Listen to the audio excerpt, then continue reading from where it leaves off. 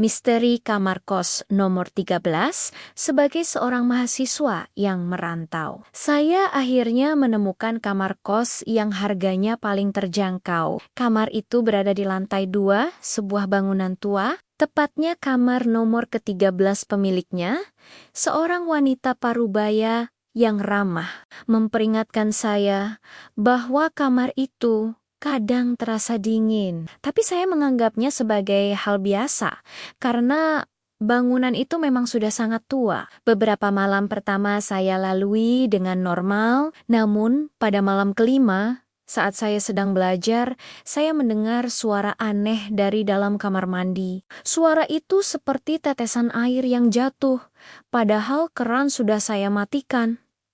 Saya periksa, tapi tidak ada tetesan air. Saat saya kembali ke meja, suara itu terdengar lagi. Kali ini dari arah lemari. Saya membuka lemari, tapi isinya hanya baju-baju saya. Saya mulai merasa tidak nyaman. Esoknya, saya bertanya kepada penghuni lain di lantai itu, apa ada yang aneh dengan kamar nomor 13? Mereka semua langsung terdiam, lalu menggelengkan kepala seolah-olah topik itu tabu untuk dibicarakan. Seorang mahasiswa lain yang tinggal di kamar nomor 12 berbisik kepada saya, dulu kamar itu kosong selama bertahun-tahun. Nggak ada yang berani tinggal di sana. Malam berikutnya, saya kembali ke kamar. Saya mencoba tidak memikirkan ucapan mereka, tapi sulit. Saat saya merebahkan diri di kasur, tiba-tiba selimut saya terasa berat, seolah ada seseorang yang duduk di ujung kasur. Saya langsung bangun, tapi tidak ada siapapun. Jendela kamar yang sudah saya kunci tiba-tiba terbuka dengan sendirinya. Angin dingin masuk, membawa aroma melati yang kuat.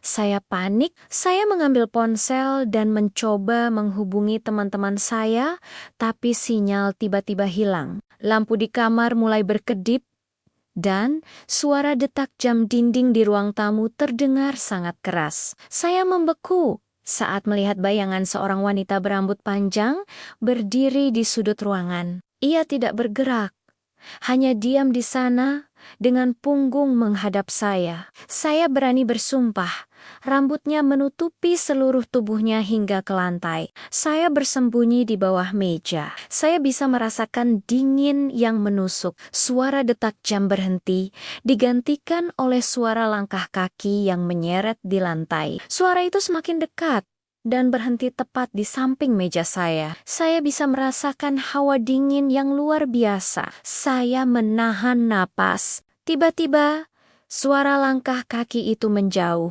Saya mengintip dari bawah meja. Bayangan wanita itu tidak ada. Saya merasa lega. Saya merangkak keluar dari bawah meja dan bergegas menuju pintu. Namun, saya melihat sesuatu di lantai. Ada tulisan dengan debu yang berbunyi, "Kenapa kamu takut? Aku hanya ingin menemani." Jantung saya serasa berhenti berdetak. Bukan tulisan itu yang membuat saya takut, tapi kenyataan bahwa tulisan itu mengarah ke arah saya. Itu adalah tulisan saya sendiri, yang saya buat di dalam lemari saat saya masih kecil.